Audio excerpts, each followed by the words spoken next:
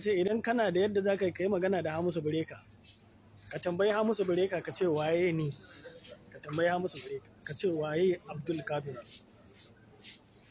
Ka gane? Tambayi Hamisu Bireka ka ce waye Abdul Kafir. Kawai na baka wannan assignment. Na baka wannan assignment. Duk wanda ya sanni a duniyar Kannywood shekara 15 baya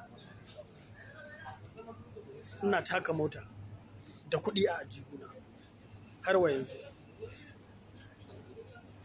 Shekara 15 baya duk wanda ya sanni a duniyar industry shekara 15 baya ina taka mota ya sani da kuɗi na a ajihu ya sani. So bana cikin wanda zan ce wai ne wa Hamisu Bireka wai hasada. Duk wanda zai faɗi irin wannan ma wallahi bai sani ba. Hamisu Bireka ma kwanan nan ya san shi.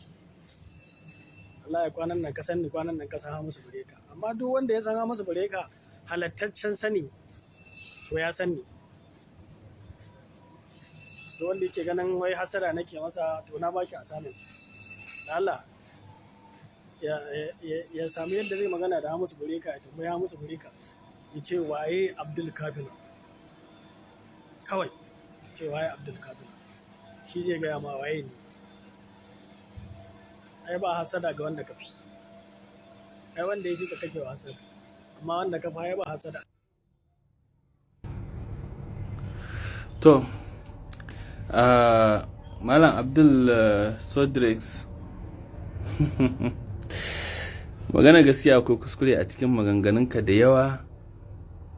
yawan gaske, domin na ganin ba kamar baka san me ake kira da ɗaukaka ba. Kawai dai an neme ta ba a same ta ba, hagu ta ƙi aka koma dama. Wannan haka yake. Ka sani da yawan mutanenmu na arewa abin da yake hana su ɗaukaka wallahi halinsu ne. Kuma sannan in kaga Allah ya hana ka abu, so da yawa Allah ya san me zai zama maka, ko kuma a cikin ƙaddararka ba za ka zama bane ba.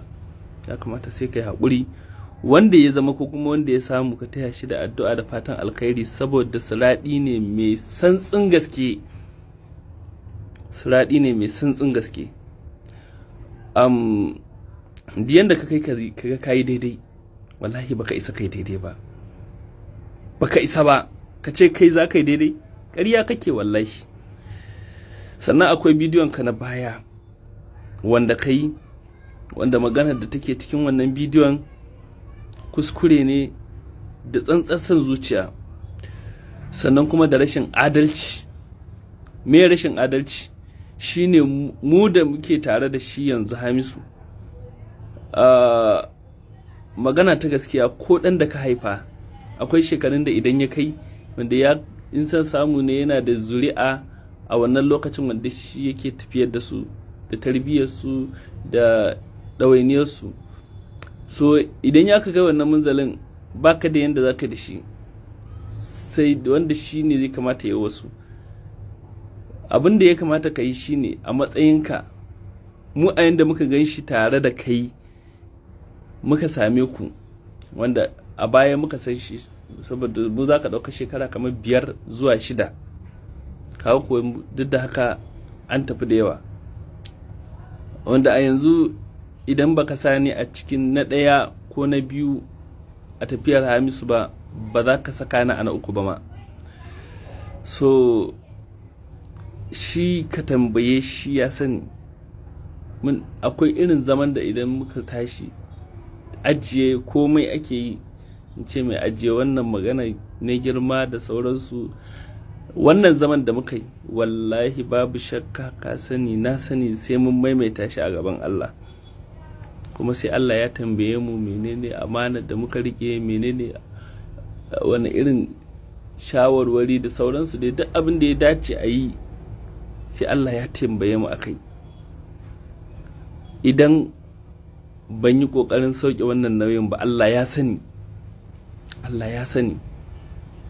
So saboda haka a yanda muka gan shi yana gaya maka oga, ba kai kaɗai ba, kuna da yawa, irin su Faruk M Inuwa, irin su Sani Kani, irin su Habib Darakta da sauransu.